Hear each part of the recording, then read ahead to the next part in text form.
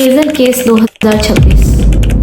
कराची की 1.5 साल की बच्ची के साथ उसके अपने ही एक 17 साल के रिश्तेदार ने चंद और लोगों के साथ मिलकर दरिंदगी की, जिसकी ताब ना लाते हुए वो इस दुनिया से चली गई।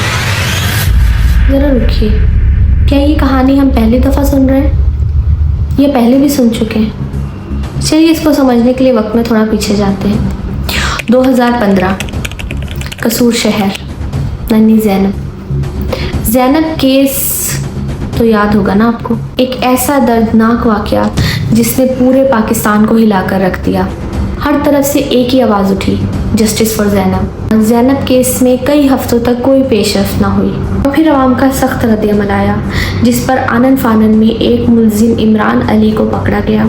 ट्रायल पे ट्रायल हुए और बहुत ही जल्दी उसको फांसी की सज़ा सुना दी गई।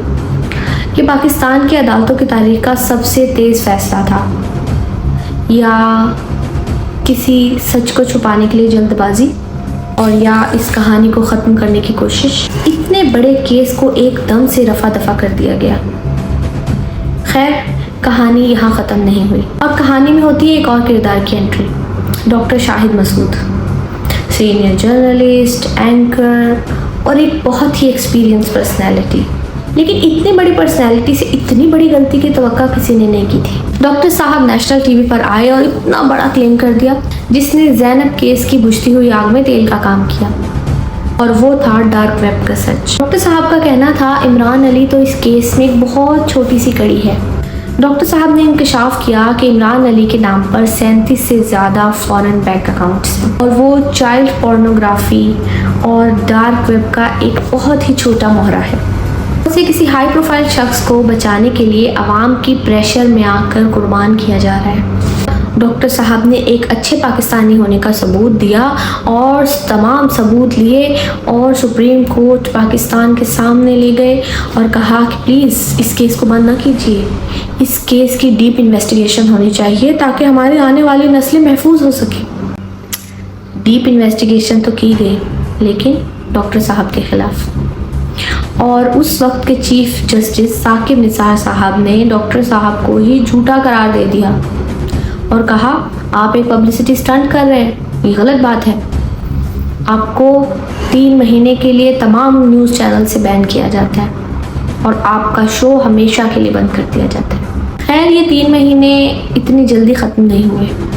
टीआरपी के लिए आज भी वीडियोस वायरल की जाती हैं, लोग ट्रेंडिंग में आ जाते हैं, लेकिन डॉक्टर साहब के साथ ऐसा नहीं हुआ। डॉक्टर साहब डर गए या डरा दिए गए, छुपा दिए गए। डॉक्टर साहब को झूठ बोलने की सज़ा मिली। ये फैसला आपने करना है कि वो सज़ा झूठ बोलने के लिए थी या सच बोलने के लिए। और कोर्ट का कहना था कि इस केस में इमरान अली ही अकेला मुजरिम है, जो कि एक पोडोफाइलर है और जिसने मल्टीपल बच्चियों के साथ बदकारी की और उनका कत्ल कर दिया। वो एक सीरियल किलर है। खैर, एक दिहाड़ीदार मजदूर के पास इतनी एक्सेस, इतनी ताकत कैसे आई? ज़ैनब केस के बाद एक कानून भी बनाया गया, जो कि ख़ास तौर पे छोटी बच्चियों की हिफाजत के लिए बनाया गया था। ये कानून बनने के बाद तो ये वाक़यात बिल्कुल रुक जाने चाहिए थे। अवाम के इतने सख्त रद्द अमल के बाद वाक़यात बिल्कुल रुक जाने चाहिए थे। कोर्ट के इतनी सख्त फ़ौरन सज़ा देने के बाद वाक़यात बिल्कुल रुक जाने चाहिए थे, लेकिन ऐसा कुछ भी नहीं हुआ। 2015 के बाद ये जो सिलसिला शुरू हुआ है, ऐसा लग रहा था जैसे किसी को पता चल गया है कि यहाँ कुछ भी करो, कोई लॉ एंड ऑर्डर नहीं है, किसी ताकतवर को सज़ा नहीं होनी और जो मन करता है वो करो। भेड़ बकरियां हैं, पाकिस्तान की आवाम जैसे चाहे कत्ल करो, जैसे चाहे मस्ख करो। 2015 में हमने डॉक्टर साहब से डार्क वेब का लफ्ज़ पहली दफ़ा सुना और आज सारी दुनिया इसे एक बिटर रियलिटी मानती है। ये एक अंडरग्राउंड मार्केट है जिसमें क्रिमिनल्स अक्सर ऑनलाइन तौर पर एक दूसरे से कनेक्टेड होते हैं। बिटकॉइंस में पेमेंट्स की जाती हैं और इनके विक्टिम ऐसे मुल्कों से होते हैं जहां की हुकूमत को अपनी आवाम की हिफाजत से ज़्यादा अपनी कुर्सियों की हिफाजत अजीज़ होती है। चाइल्ड राइट एनजीओ साहिल के मुताबिक पाकिस्तान में हर रोज़ 12 कमसिन बच्चों को अब्यूज़ किया जाता है। ज़ैनब के बाद मुतअद्दिद वाक़यात हुए, बहुत से रिपोर्ट हुए, बहुत से दबा दिए गए। रिसेंटली एक वाक़या हुआ सरगोदा में, मुंतहा केस। 7 साला बच्ची, इसको किराना स्टोर में 4 लोगों ने बेरहमी का शिकार बनाया और कत्ल कर दिया।